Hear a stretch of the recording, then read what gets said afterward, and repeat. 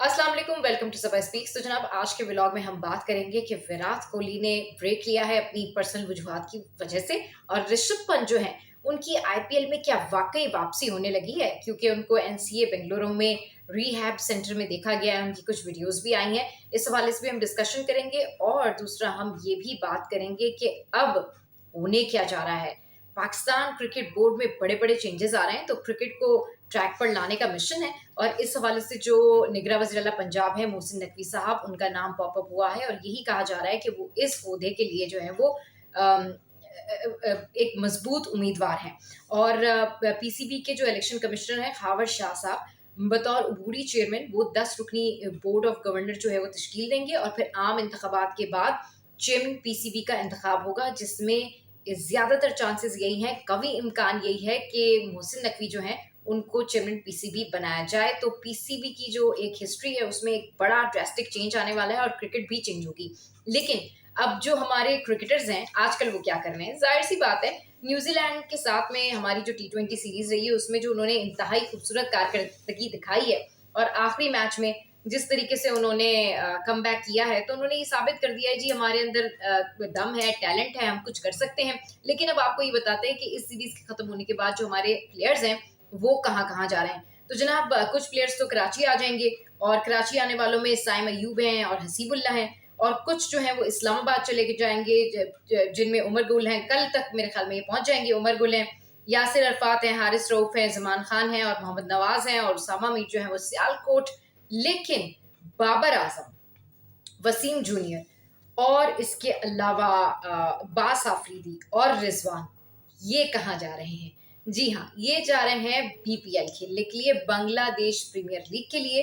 तो ये वहां फ्लाई कर जाएंगे। इसके अलावा इंटरनेशनल लीग टी20, तो इसके लिए शाहीन शाह अफरीदी एंड आजम खान, ये जो है ये चले जाएंगे वहां पर, ये लीग्स खेलने के लिए। और अब हम देखेंगे कि बाबर आजम, रिजवान, इनके जो बल्ले हैं उससे जो रन्स निकलेंगे, तो हम कहेंगे वाकई ये यहाँ पे प्रेशर में थे और होंगे भी, लेकिन यहाँ परफॉर्म नहीं कर सके। लेकिन आप देखें जी, बांग्लादेश प्रीमियर लीग में क्या जबरदस्त खेल रहे हैं। अच्छा, कोहली के हवाले से बात करते हैं कि कोहली ने माजरत की है अपनी पर्सनल वजूहात की वजह से, और उनका ये कहना है कि जी मैं जो इनकी सीरीज होने जा रही है इंग्लैंड के साथ में, तकरीबन 25 जैन से स्टार्ट है ये, और 29 को हैदराबाद में इनकी जो पहली है टेस्ट मैच, वो उसमें अवेलेबल नहीं होंगे। 2 टेस्ट मैचेस के लिए इन्होंने माजरत की है। पहले मैं आपको इनका शेड्यूल भी बता देती हूँ कि फर्स्ट से लेके 25 तक ये 25 से लेके 29 तक ये हैदराबाद में खेलेंगे। उसके बाद ये फैब 2 से लेके तकरीबन 6 फैब तक ये विजाद में खेलेंगे। फिर उसके बाद ये 15 फैब से लेके 19 फैब तक राजकोट में इनका जो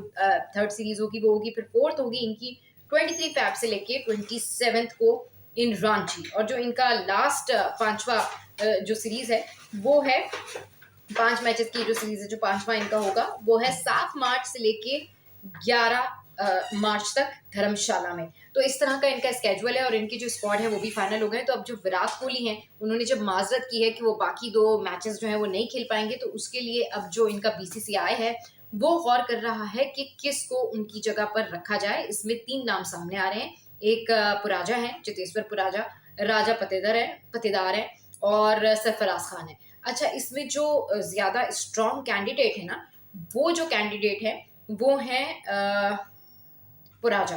पुराजा जो है उन्होंने जो लास्ट टाइम खेला था, टेस्ट मैच का जो वर्ल्ड कप फाइनल था वो भी उन्होंने खेला था, और उसके 2023 में वर्ल्ड टेस्ट चैंपियनशिप जो है वो उन्होंने खेली थी। और इसके अलावा जो ये पतिदार हैं और सरफराज हैं, ये भी इंग्लैंड लाइन के खिलाफ जो है वो खेल चुके हैं, और सरफराज ने जो है वो हाफ सेंचुरीज की हुई हैं। लेकिन जो ये राजा पतिदार हैं इन्होंने सेंचुरीज की हुई हैं। तो इन तीनों के रिकॉर्ड्स अच्छे हैं, लेकिन कहा यही जा रहा है कि जो चितेश्वर हैं, चितेश्वर पुराजा, उनको मौका मिलेगा। अच्छा, कोहली ने जो है वो इससे पहले भी अफगानिस्तान का जो एक मैच था उसमें अपनी पर्सनल वजूहात बताकर जो है वो ब्रेक ली थी। और इसके अलावा उन्होंने जो इनकी एक साउथ अफ्रीका के साथ में एक इनका टूर था, वो टूर भी इन्होंने मिस किया था। Intra squad practice match miss किया था, और उसके बाद फिर वो लंदन से वापस आए थे यहाँ पर, साउथ अफ्रीका लेट आए थे। तो कोहली के हवाले से ये खबर सामने आई है। ऋषभ पंत जो है उनका सुन रहे हैं कि कम बैक होने वाला है। और ऋषभ पंत देखे गए एनसीए में, बेंगलुरु में उनकी जो है काफ़ी सारी जो है वो वीडियोस आई हैं रिहैब की। और इस हवाले से ये एक अच्छी खबर है दिल्ली कैपिटल्स के लिए। गो के डेविड वार्नर ही कैप्टनसी करेंगे, लेकिन कहा यह जा रहा है कि ऋषभ पंत जो है वो एक इम्पैक्टफुल प्लेयर बनकर वापस आएंगे और इस दफा वो बैटिंग ही करेंगे। इससे पहले जो रूल्स आए थे आईपीएल के अंदर, उसमें उन्होंने कहा था कि ये जो आप एक अगर इम्पैक्ट प्लेयर रखेंगे तो अगर आपने बैटिंग के लिए रखा है तो फिर आप किसी को बॉलिंग के लिए चूज कर सकते हैं। तो इस दफा ऋषभ पंत जो है वो आएंगे। और जिस तरह हम सब जानते हैं कि दिसंबर 2022 में जो है वो उनका एक एक्सीडेंट हुआ था, जिसकी वजह से उनकी 3 सर्जरियां हुई हैं। और अभी जो है वो उनकी जो लेग इंजरी है उस हवाले से उनका रिहैब चल रहा है और वो काफ़ी हद तक बेहतर हो गए हैं। तो ये बड़ी अच्छी खबर है आईपीएल वालों के लिए, उनके क्लब के लिए, कि वो वापस आ रहे हैं और वो एक इम्पैक्टफुल प्लेयर रहे हैं। टोटल आईपीएल में 98 जो है वो मैचेस खेले और 2000 से ज़्यादा जो है उन्होंने रन स्कोर किए हैं। स्ट्राइक रेट उनका अच्छा है। तो ये बड़ी अच्छी बात है कि ऋषभ पंत अगर ठीक होकर वापस आते हैं तो उनकी टीम जो है उनको बड़ा सहारा मिल जाएगा। अच्छा जनाब, आईपीएल में ऋषभ पंत के वापस आने से तो उनकी टीम को सहारा मिल जाएगा, लेकिन सोचने की बात यह है कि अब हमारी टीम को सहारा कैसे मिलेगा? क्या हमारी टीम को सहारा ऐसे ही मिलेगा कि हम 4 मैचेस जो हैं वो हारेंगे और फिर आखिरी वाला मैच जीतेंगे और फिर हम ये स्टेटमेंट देंगे कि जी बहुत कुछ बर्दाश्त करना पड़ता है। शाहीन शाह अफरीदी की बात कर रही हूँ, उन्होंने ये स्टेटमेंट दिया कि सारे मशवरे मिलजुल कर किए, सिर्फ मैंने और रिजवान ने कुछ नहीं किया। इसके अलावा उन्होंने कहा कि नए टैलेंट को यूज करना था, साइम नहीं चले, अब्बास अफरीदी के आने से अच्छा रहा। ये सारे स्टेटमेंट उन्होंने दिए, लेकिन क्या ऐसे मैचेस जीते जाते हैं? मतलब इंग्लैंड के टूर से पहले क्या हम ये फाइनल कर लेंगे कि किसकी कौन सी जगह है? शाहीन अफरीदी तो बड़े कॉन्फिडेंट है and let's hope for the best कि ऐसा ही हो, लेकिन ऐसे कैसे होगा? अब देखना यह है कि जो पीसीबी का नया पूरा स्ट्रक्चर चेंज होने जा रहा है, जब जनरल इलेक्शन हो जाएंगे तो उसके बाद जो एक मजबूत नाम सामने आया है निगरान वज़ीर पंजाब का, मोहसिन नकवी साहब का, उसमें देखना यह है कि वो क्या चेंजेस लाते हैं। क्योंकि ये तो उनकी जो परफॉर्मेंस है हम सबने देखी है, वो बहुत अच्छा काम करते हैं। लेकिन अब देखना यह है कि मैनेजमेंट अगर अच्छा काम करती है तो नीचे हमारे जो प्लेयर्स हैं वो कितना अप्रिशिएट करते हैं और वो किस तरीके से काम करते हैं। क्योंकि रिजवान के जो करंट स्टेटमेंट था उसको बड़ा रोस्ट किया गया, ट्रोल किया गया सोशल मीडिया पर। अच्छा जनाब, सोशल मीडिया से मुझे एक और चीज भी याद आई, शोएब मलिक और सानिया की शादी। गुके अब काफी दिन हो गए हैं और मेरे ख्याल में अब सोशल मीडिया से ये खबर हट भी जानी चाहिए। पहले तो मैं ये कहूंगी लोगों को लोगों की पर्सनल लाइफ में इंटरफेयर करने का राइट नहीं होना चाहिए। अगर वो स्टार्स हैं और उन्होंने बताया कि उन्होंने शादी कर ली है तो या तो आप बेस्ट विशेस दे दें या आप बेस्ट विशेस ना दें, लेकिन आप अपनी इमेजिनेशन अजम्पशंस ना दें। लेकिन आप लोगों की जो जनरल इंफॉर्मेशन है उसमें मैं इजाफा ये कर देती हूँ कि सानिया मिर्जा और शोएब मलिक इससे पहले काफी टाइम पहले अलहदा हो चुके थे। और सना जावेद जो है उनकी भी एक शादी हुई थी और उस रिलेशनशिप में भी उनके कुछ इश्यूज थे जिसकी वजह से वो अलहदा हो चुकी थी। तो ऐसा नहीं है कि ये सारा कुछ बहुत सडन हुआ है, ये सारा कुछ बहुत पहले से था। लोगों की लाइफ ऐसे ही होती है और ये तमाम तर चीजें चल रही थी। तो अब इंडिया के जो फैंस हैं और इंडिया के जो लोग हैं ना, वो मैंने देखा है कि सारे सानिया मिर्जा के पीछे पड़ गए कि और जाके शादी करो और ये सारा कुछ करो और यूं होगा और वो होगा। कुछ हमदर्दियां शोएब मलिक के साथ, कुछ हमदर्दियां सानिया मिर्जा के साथ। सो प्लीज प्लीज प्लीज लोगों के मामलात में इंटरफेयर करना बंद करें।